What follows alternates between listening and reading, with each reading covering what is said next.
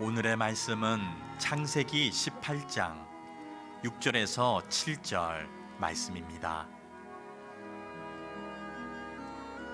아브라함이 급히 장막으로 가서 사라에게 이르되 속히 고운 가루 세 스아를 가져다가 반죽하여 떡을 만들라 하고, 아브라함이 또 가축대 있는 곳으로 달려가서 기름지고 좋은 송아지를 잡아 하인에게 주니 그가 급히 요리한지라. 아멘.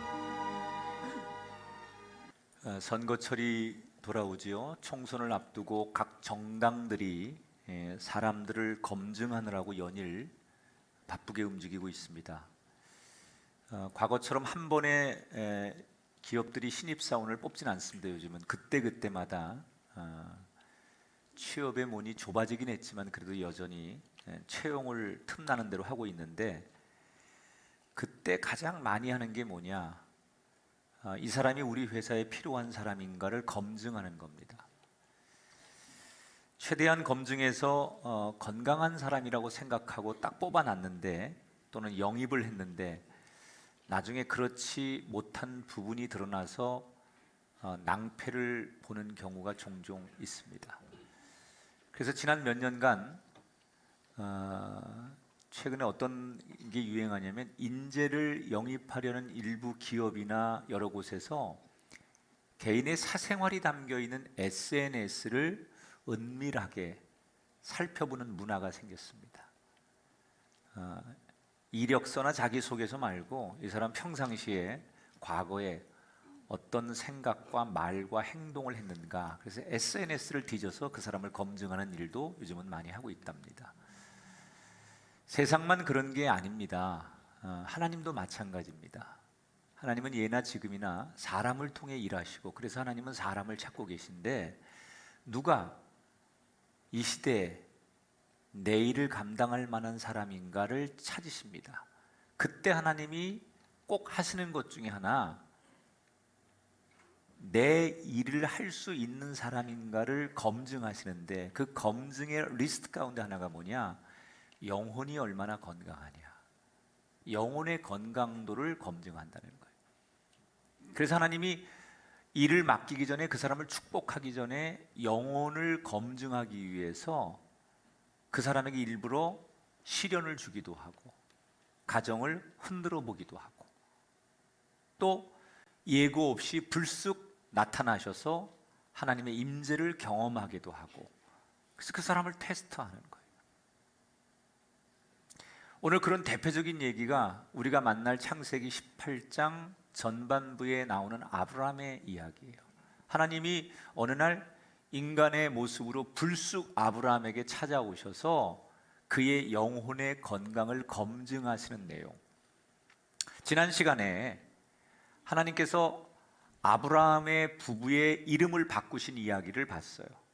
그리고 아브라함 집에 있는 남자들에게 하나님의 백성이라고 하는 증표를 갖기 위해서 할례를 행해라 라고 명령하셨어요. 하나님께서 왜 갑자기 아브라함 부부의 이름을 바꾸고 할례를 명하셨을까? 그것은 하나님의 구원의 계획이 초일기에 들어갔기 때문에 하나님의 이 구원의 계획의 시작점인 아브라함 부부를 하나님께서 검증할 필요가 있었던 거예요. 그리고 오늘 마지막으로 하나님이 아브라함을 사용하면서 직접 아브라함에게 찾아가서 아브라함이 정말 하나님의 이 인류를 향한 구원의 계획의 시작점을 감당할 수 있는 사람인가를 검증하기 시작하죠. 자, 찾아오신 하나님. 오늘 1절에 보면 여호와께서 마므리에 상수리 나무들이 있는 곳에서 아브라함에게 나타나시니라. 날이 뜨거울 때에 그가 장막 문에 앉아 있다가, 아주 뜨거운 한낮, 이 중동의 팔레스타인 문화는 한낮 뜨거운 태양이 있는 곳엔 사람의 흔적을 찾을 수가 없습니다. 워낙 더우니까 아침 일찍 일어나서 가축들에게 먹이를 주고 웬만한 일을 한 다음에 한낮에는 사람들이 다 집이나 그늘로 들어가서 잠을 자거나 쉽니다. 그리고 해가 좀 떨어지면 다시 나와서 일을 하는 게 이 팔레스타인 지역의 문화예요. 그런데 아브라함이 아주 뜨거운 이 햇빛이 있는 날 자기도 너무 지치니까 이 그늘 밑에서 좀 쉬려고 막 잠을 청하려고 하는데 태양열이 만든 아지랑이 너머로 저 멀리서 세 사람이 아른아른 보이기 시작하는 거예요. 아브라함이 문득 이런 생각을 합니다. 아니, 저 사람들 도대체 무슨 사연이 있길래 이 한낮에 이렇게 이 사막을 걸어가고 있을까? 그리고는 아브라함이 몸을 일으켜 저쪽에서 오고 있는 나그네들을 향하여 뛰어가기 시작합니다. 그들이 누구인지는 모르지만 그들을 정성스럽게 자기 집으로 초청한 뒤에 자기가 할 수 있는 최고의 음식으로 그들을 접대하는 이야기. 아브라함은 왜 그랬을까요? 이것은 그 당시 이 중동 지역의 문화예요. 이걸 환대의 문화라고 하는데, 과거에 우리 양반들이 사대부의 문화 이런 거 있었어요. 목숨보다 더 중요하게 여기는 가치가 있었어요. 그러니까 이스라엘 백성들에게도 이 환대의 문화라는 것은 자기 목숨보다 더 중요하게 여기는 전통이고 관습이에요. 왜 이스라엘 백성들은 이 당시에 환대의 문화가 발달했을까? 몇 가지 이유가 있는데, 지나가는 나그네를 자기 집으로 초대해서 그들을 정성스럽게 대접하는 것은 나도 언젠가 나그네가 될 수 있다라는 걸 가정하는 거예요. 내가 모르는 사람을 잘 초대해서 쉼과 먹을 것을 제공하는 것처럼 나도 언젠가 나그네가 되어서 누군가에게 도움을 받아야 될 때가 있기 때문에 그때를 생각해서 이 낯선 사람에게 환대를 하는 것이 이스라엘의 문화예요. 또 좋은 친구를 사귈 수 있다는 장점도 있고, 그 당시는 지금처럼 정보가 공유되고 마을들이 많이 떨어져 있기 때문에 서로가 잘 몰라요. 그래서 지나가는 사람을 통해서 어디서 왔습니까? 그리고 세상 밖의 소식을, 정보를 서로 나눌 수 있는 삶의 지혜이기 때문에 이 환대의 문화가 발달했던 거예요. 아브라함은 아마도 그런 당시의 문화 속에서 지나가는 세 사람을 환대해 줬을 거예요. 그런데 여러분 아시다시피 이 세 사람은 조금 전에 읽은 1절에 보면 그냥 사람이 아니에요. 하나님과 두 천사예요. 우리가 성부 하나님은 인간이 볼 수 없는 하나님이에요. 그런데 성자 하나님은 인간이 보는 거죠. 그게 예수님이에요. 이미 성부 하나님께서 아브라함에게 나타나실 때 이 땅에 성자 하나님으로 오시는 것을 예표하는 거예요. 지금 이 아브라함에게 나타나시는 사건이 인간의 모습으로 오시는 거죠, 하나님이. 그런데 이 아브라함이 하나님인 줄 모르고 그냥 자기들의 풍습과 관습으로 이 사람들을 잘 대접을 했는데, 이건 일반적인 당시의 관습을 뛰어넘는, 성경에 보면 조금 일반적인 관습보다 조금 더 깊이 들어가는 환대를 하고 있다는 것을 느낄 수 있어요. 그게 뭐냐면, 대개 손님들이 자기 집 문 앞에 왔을 때 그 사람을 초대하거나 그 사람을 맞이하는 게 관습인데, 아브라함은 저 아지랑이 너머에서 사람의 존재가 보이는 순간 뛰어갔다 그랬어요. 누군지 모르지만 그 사람들을 향해 아브라함이 먼저 뛰어가서 우리 집에 와 달라고 부탁을 해요. 근데 부탁하는데 오늘 성경 3절에서 5절 보면 이렇게 표현합니다. 내 주여. 그 사람들에게 아브라함이 뭐라고 해요? 내 주여, 원하건대 종을 떠나 지나가지 마시옵고 당신들의 마음을 상쾌하게 하신 후에 지나가소서. 그 사람들을 가리켜서 하나님인 줄 모르고 내 주여 그랬어요. 이건 하나님을 호칭하는 얘기가 아니에요. 여기서 말하는 내 주여라는 말은 히브리어로 아도니라는 말인데, 이것은 우리말로 해석하면 어르신 뭐 이런 뜻이에요. 선생님, 극존칭으로 쓰는 말. 아도나이라는 말은 주님이라는 얘기지만, 아도니라는 말은 이것은 그 어른을 예우할 때 쓰는 존칭어예요. 그러니까 내 주여라는 얘기는 어르신, 아니 지금 이 무더운데 어찌 이렇게 이런 곳을 지나가십니까? 큰일 나십니다. 저희 집에 오셔서 편히 좀 잠시 쉬었다 가십시오. 편안하게 생각하십시오. 저를 종처럼 생각하셔도 좋습니다. 이렇게 아주 지나칠 정도로 극존칭을 써가면서 그들을 초대해 줬다는 거예요. 두 번째, 그들을 초대해서 음식을 대접하는데 대개는 손님들이 먹을 만큼의 음식을 만들면 되잖아요.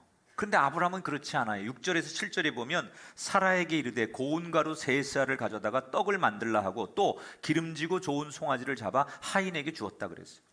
자, 아브라함이 빵을 만들게 한 후 고운 가루 세 스하, 이 수치는요 지금 환산하면 한 22리터쯤 됩니다. 여러분, 밀가루 22리터면요 그 빵은 수백 명이 먹고도 남습니다.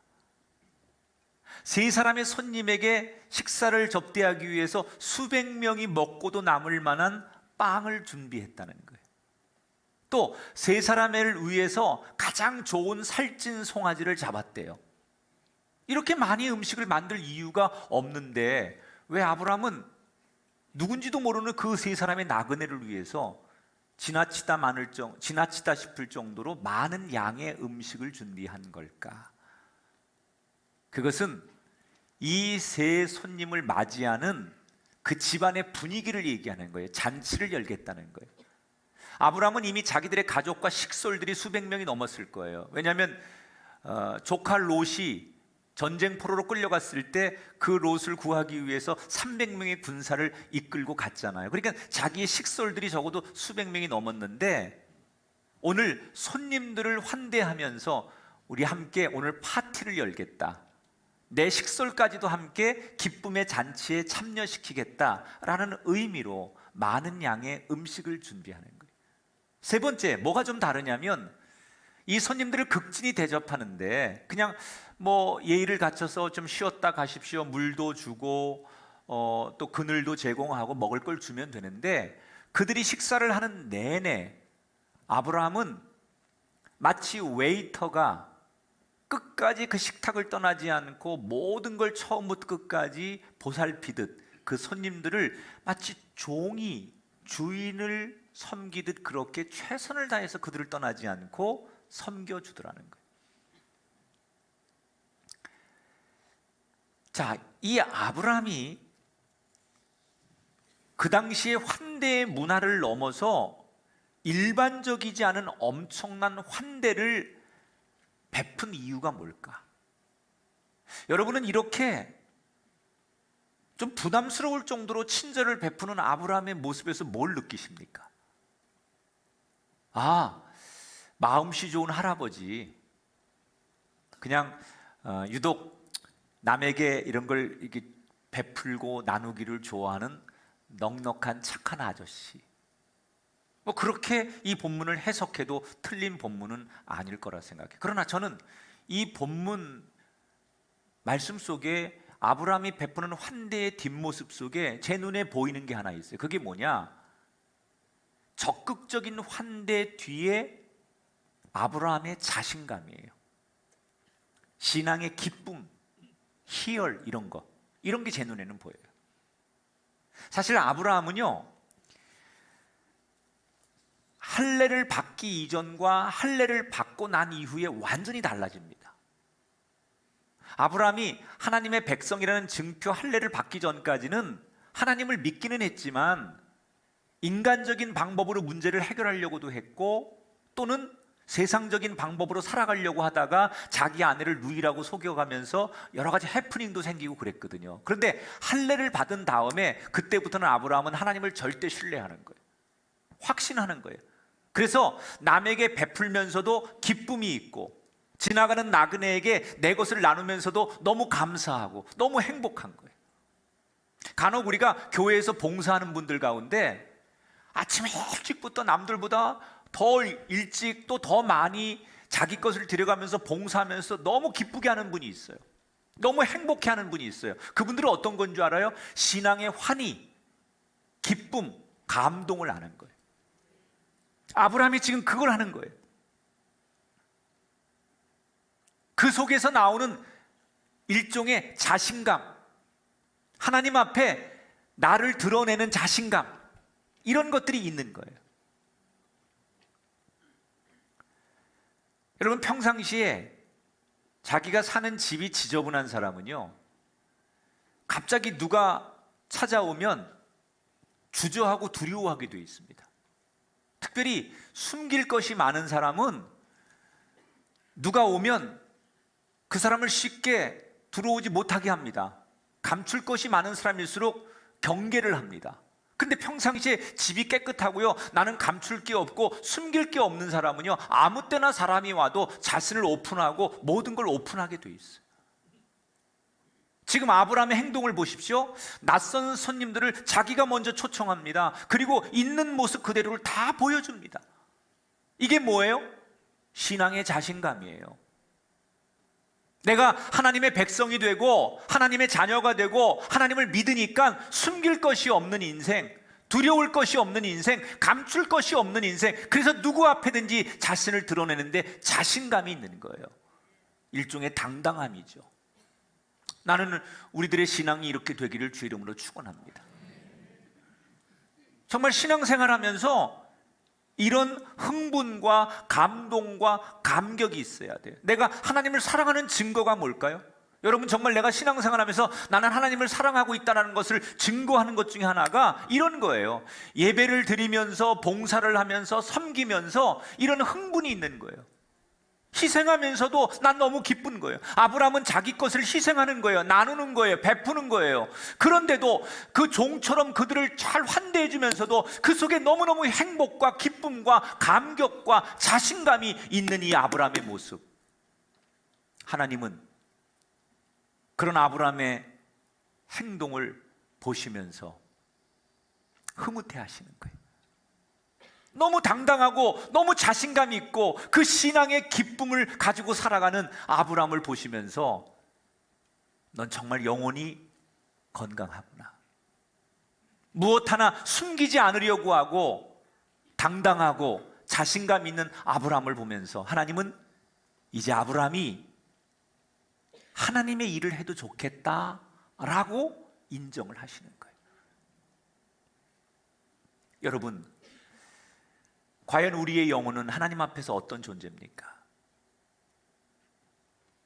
하나님을 믿는다고 하면서도 우리는 숨길 것이 많은 것을 만드는 사람은 아닙니까?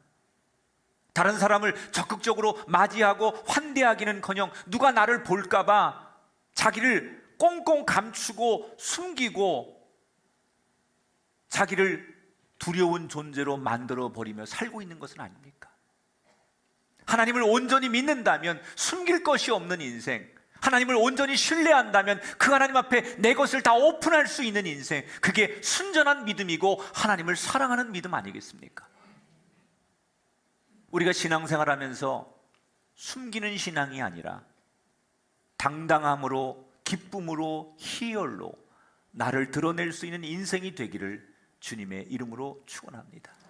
자기를 오픈하는 이 아브라함의 자신감을 하나님 기쁨으로 받아주시는 거예요. 아브라함은 일종의 검증의 과정 속에 합격을 한 거죠. 그리고 하나님과 두 천사가 식사를 마칠 때까지 아브라함은 이분이 하나님인 줄 모르는 거예요, 여전히. 그런데 식사가 거의 끝나갈 즈음에 9절에 보니까 그들이 이르되 아브라함에게 내 아내 사라가 어디 있느냐라고 질문을 합니다. 여러분, 하나님이 사라가 어디 있는지 몰라서 묻는 게 아니에요. 내 아내 사라가 어디 있느냐라고 묻는 이것은 말을 거는 거예요. 말을 걸어오시는 하나님. 사라는 지금 어떤 존재입니까? 물론 겉으로는 좋은 남편과 많은 하인을 거느리고 경제적인 여유를 가지고 사는 사람인 것은 분명하지만 사라는 나이 90이 되면서까지 아이를 낳지 못해서 이젠 더 이상 기대할 수 없는, 희망이 없는, 소망이 없는 인생이에요. 사라의 딱 인생을 한마디로 표현하면 아무리 물질적으로 풍부해도 정말 중요한 것을 얻지 못한, 더 이상 희망과 꿈을 꿀 수 없는 소망 없는 인생. 그게 사라의 모습 아닙니까? 그런데 아무 꿈도 소망도 없는 사라를 하나님이 찾으세요. 그 이름을 부르세요.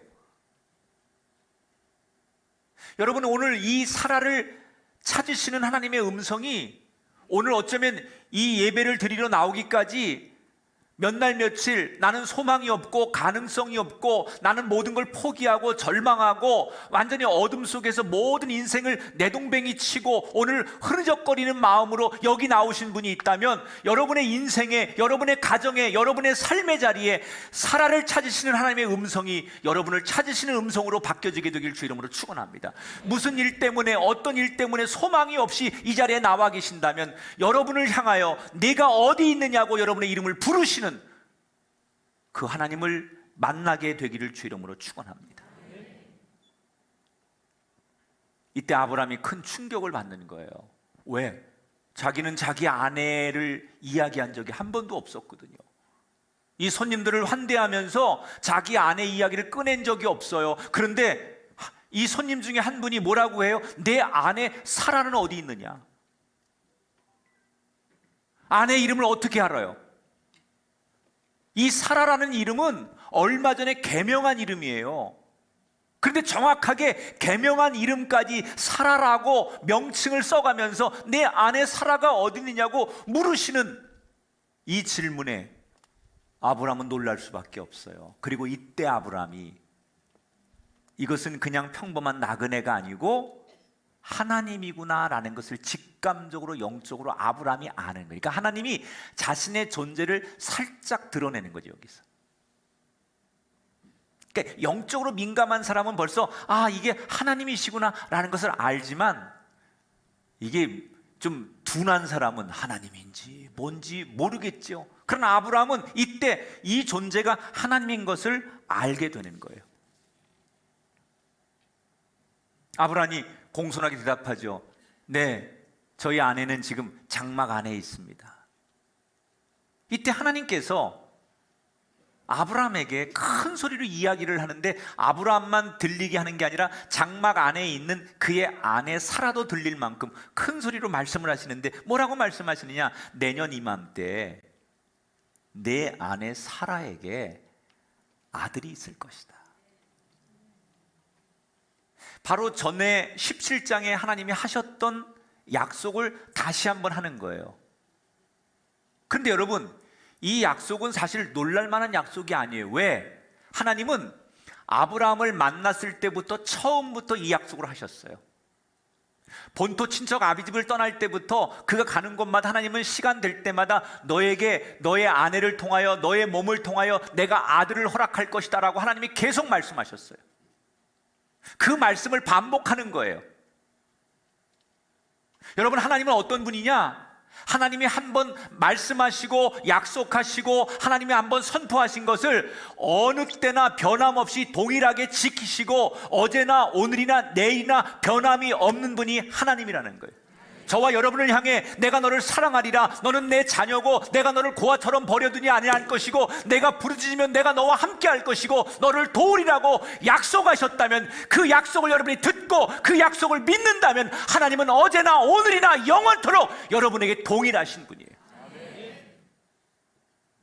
아브라함이 그 하나님의 약속을 못 믿고 중간에 인간적인 방법으로 아들을 얻으려고 한 적도 있었고, 하나님을 등지고 세상 길로 출세하려고 나간 적도 있었어요.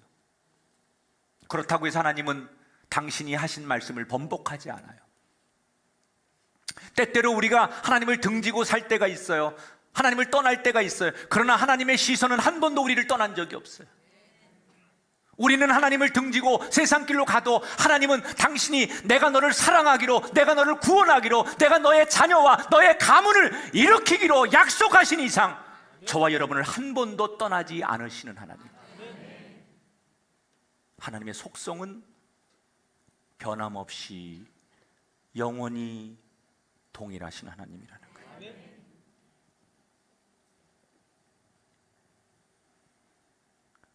장막 안에서 하나님이 하시는 이야기를 듣게 된 사라. 하나님의 말씀이 들리는데 자기도 모르는 사이에 의도치 않게 피식하고 혼자 웃게 됐어요. 왜 사라는 그 하나님이 주시는 말씀을 듣고 혼자 자기도 모르게 피식하고 웃었을까요? 자기 현실을 너무 잘 아는 거예요. 내 나이 90인데 저분이 하는 말씀대로 되면 얼마나 좋겠어요. 그건 내가 바라는 거예요. 나한테 지금이라도 자식이 생겨서 아들을 낳을 수 있다면 이것처럼 좋은 일이 없어요. 그러나 현실적으로 불가능한 얘기 아닙니까? 내 나이인데 내 나이에 90이 넘은 할머니가 아이를 낳는다? 이거는 상식적으로 세상적으로 안 되는 이야기예요. 자기도 모르게 너무 바라는 이야기지만 그 이야기를 듣는 순간 본능적으로 불신하는 웃음을 웃게 된 거예요.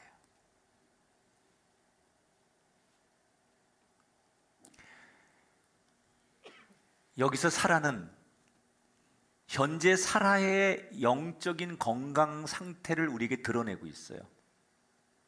엄밀히 말하면 사라는 하나님을 믿었지만 하나님의 능력은 믿지 못했던 사람이에요.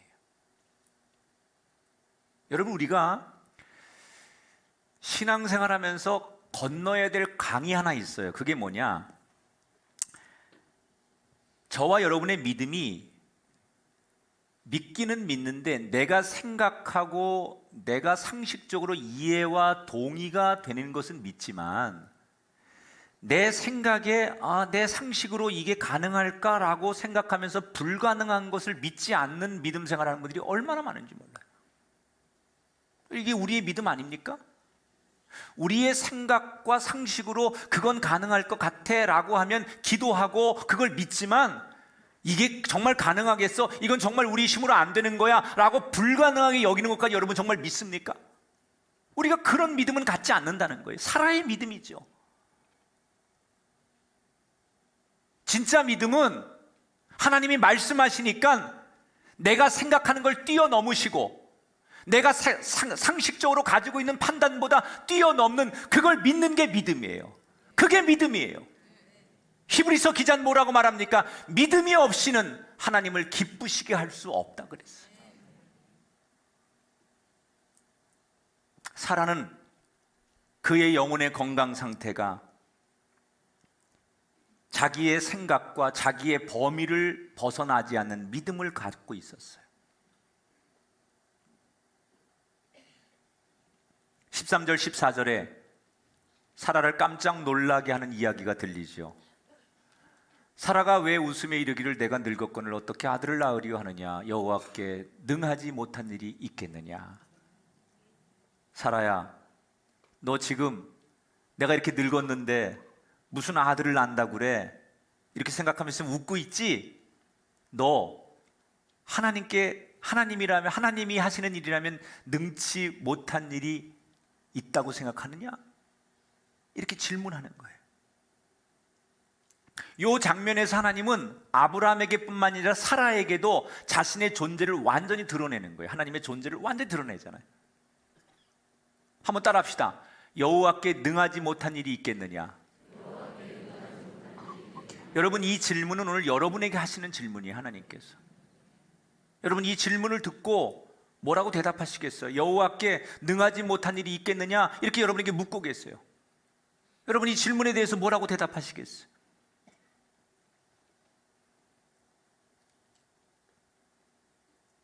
이게 믿음이에요. 하나님은 능치 못할 일이 없습니다. 하나님은 내가 할 수 없는 일, 이 땅에 국가나 과학이나 이성으로 할 수 없는 일, 창조주 하나님, 이 땅의 주인이신 하나님, 처음부터 알파와 오메가 되신 하나님, 당신은 못할 일이 없습니다. 당신은 가능합니다. 나는 당신의 그 모든 창조의 역사를 믿습니다. 이것이 믿음이에요.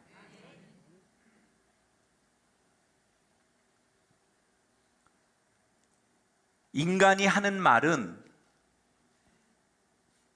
희망사항이고요, 하나님이 하시는 말씀은 창조예요.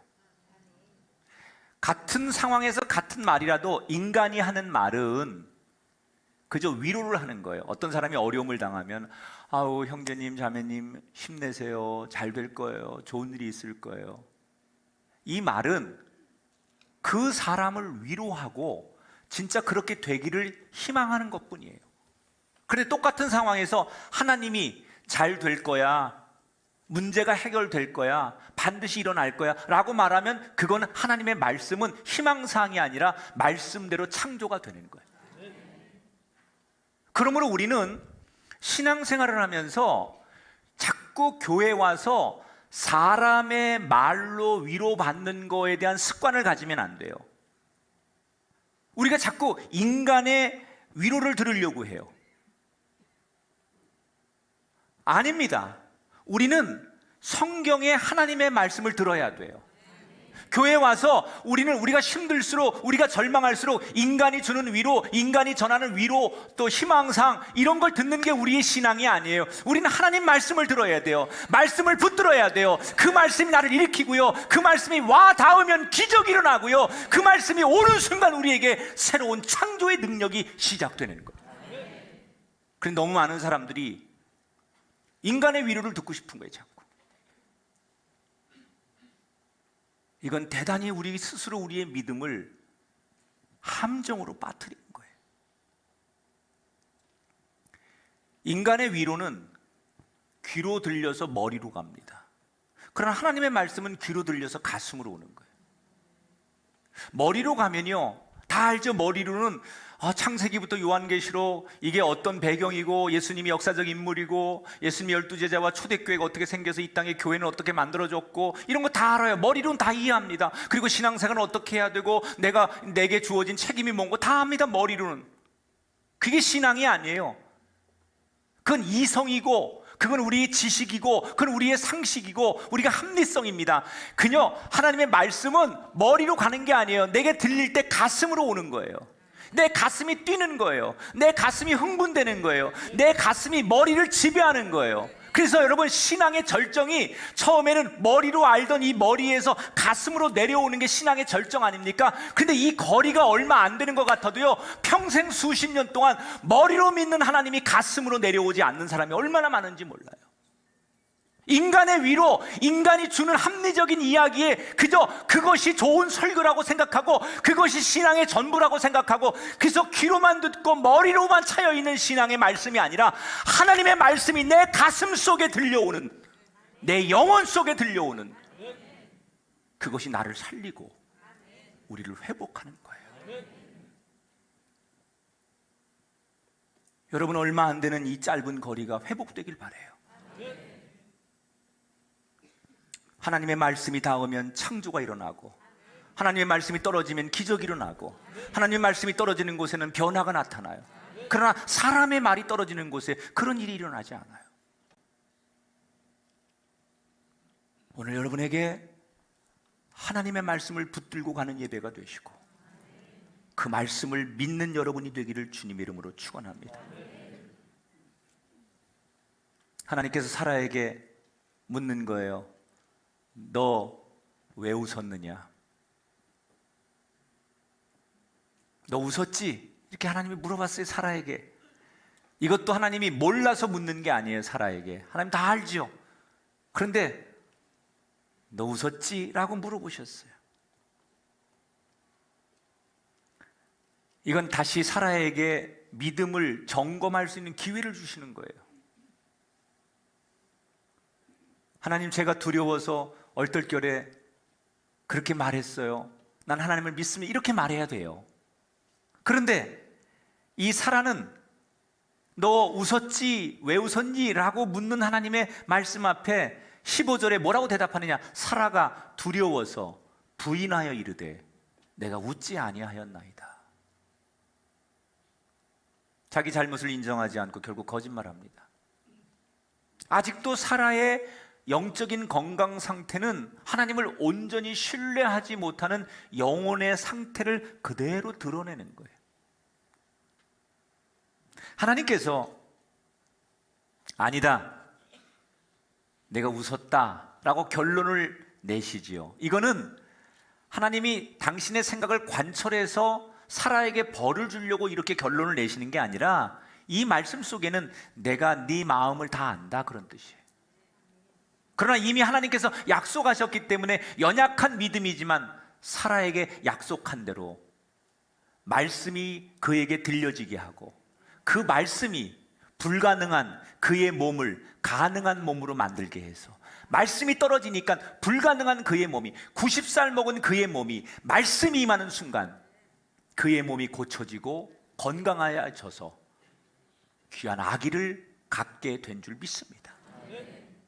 마리아가 예수님을 잉태했을 때 마리아가 질문하죠. 천사에게 내가 남자와 잠자리를 하지 않았는데 어찌하여 아이를 가질 수 있습니까? 그때 천사가 마리아에게 주었던 얘기가 뭐예요? 대저 하나님의 말씀은 능치 못함이 없느니라.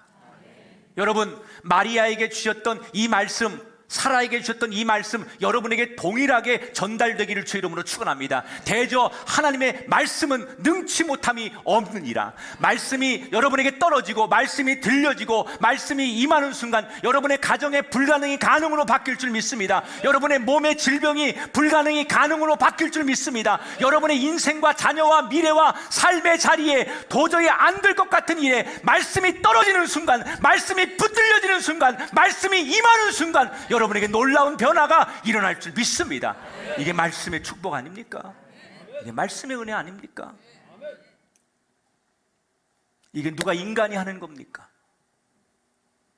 하나님의 말씀이 하는 거예요. 그러므로 여러분 말씀을 붙드시기를 주의 이름으로 축원합니다. 오늘 설교를 마무리하면서 이렇게 정리했으면 좋겠어요. 하나님께서 아브라함과 사라 두 사람을 검증하셨어요. 아브라함은 누구에게나 숨길 것이 없는 당당한 모습을 보여주지요. 건강한 영혼을 그대로 드러냈어요. 반면 사라는 불신 뒤에 숨어서 웃다가 잘못을 돌이킬 기회를 주었지만 그는 두려움 때문에 주저한 끝에 그 기회를 회피하게 돼요. 하나님을 아직 온전히 신뢰하지 않는 영혼이 그대로 드러났어요. 그러나 연약한 그 믿음 위에 하나님의 말씀이 임했을 때 말씀이 그를 다시 일으켜 세운 것처럼 우리가 때때로 연약하고 부족해도 말씀이 우리를 지배하고 우리 위에 있을 때 주의 능력이 나타날 줄 믿습니다. 여러분은 아브라함의 모습과 사라의 모습 속에 나의 현 주소는 어디에 있다고 생각하십니까? 이 시간 결단하십시오. 아브라함처럼 감출 것이 없는 그 하나님을 신뢰하기에 내가 하나님 앞에 예배할 때마다 하나님 앞에 나올 때마다 내 안에 세상이 줄 수 없는 감동과 감격과 희열로 하나님을 나는 노래하리라. 그게 진짜 신앙의 정수예요. 세상 사람들이 보면 새벽부터 하루 종일 자신의 것을 들여가면서 저렇게 애쓰는 저 사람들이 이해가 되지 않는 그들의 삶의 진짜 진리는 나를 감동케 하는 하나님의 말씀. 그 말씀이 우리를 붙들어서 우리를 아브라함처럼 하나님 앞에 온전하게 세우게 하는 또 다른 축복의 여정이 저와 여러분의 삶의 자리에 함께 하시기를 주의 이름으로 축복합니다.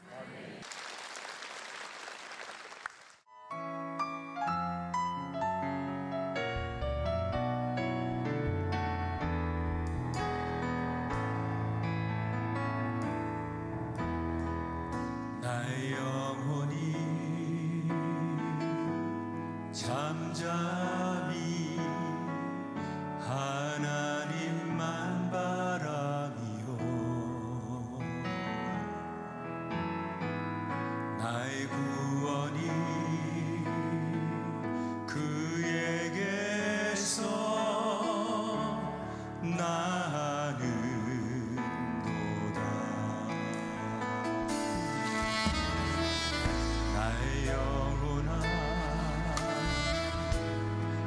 잠잠히 하나님만 바라라. 나의 소망이 저에게서 나는도다.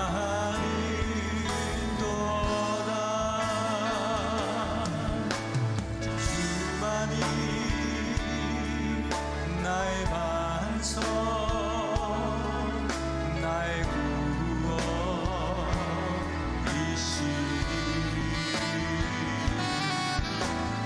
주만이 나의 산성, 내가 요동치 아니하리. 다시 한번 나의 영혼이 간절히, 나의 영혼이 간절히 여호와를 갈망하며. 나의 입술이 여호와를 찬양하니, 나의 입술이 여호와를 찬양하라. 나의 영혼이 즐거이 여호와를, 나의 영혼이 즐거이 여호와를 따르리니. 나의 평생에 여호와를 성축하리. 오직 주만이 나의 안석, 나의 구원이시니. 주만이 나의 산성, 내가 요동치 아니. 우리 두 손 높이 들고 오직 주만이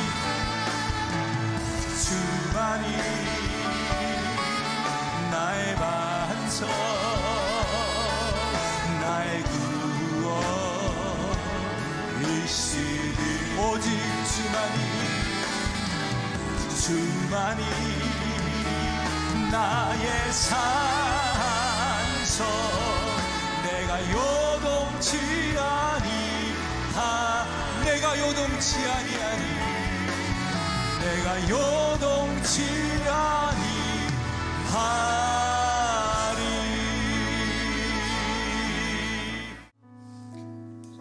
첨단 과학을 자랑하던 우리가 바이러스 하나에 두려워 떨고 있습니다. 인간이 얼마나 연약한 존재인지, 아무것도 아닌 존재인지, 이런 어려운 일들이 우리에게 겸손의 계기가 되게 하시고 하나님을 더욱더 의지하는 믿음의 계기가 되게 하여 주옵소서. 귀한 일 아브라함을 쓰시기 위해 이렇게 저렇게 검증하셨던 이야기를 들으며 저의 인생을 돌아봅니다. 내 인생에 많은 시련과 어려움이 있었을지라도, 그래서 하나님을 원망했지만 그때마다 나를 버리지 않으시고 어제나 오늘이나 영원토록 지금도 나를 동일하게 사랑하신 그 하나님을 보게 하시고 그 하나님 앞에 쓰임받는 그때가 지금부터 오게 하여 주옵소서. 어떤 잘못도 하나님 앞에 솔직하게 고백할 수 있는 믿음 주시고, 하나님을 두려워함으로 누구에게나 부끄럽지 않은 인생이 되게 하시고, 온전한 믿음으로 영원히 건강한 사람 되어서 무슨 일을 만나든 누구를 만나든 당당한 사람 되게 하여 주옵소서. 우리 교회 드림 키즈 빌리지를 밟는 모든 어린 생명들 하나님의 꿈을 꾸게 하시고 이 세상을 리드할 수 있는 세계적인 인물들이 배출되도록 축복하시옵소서.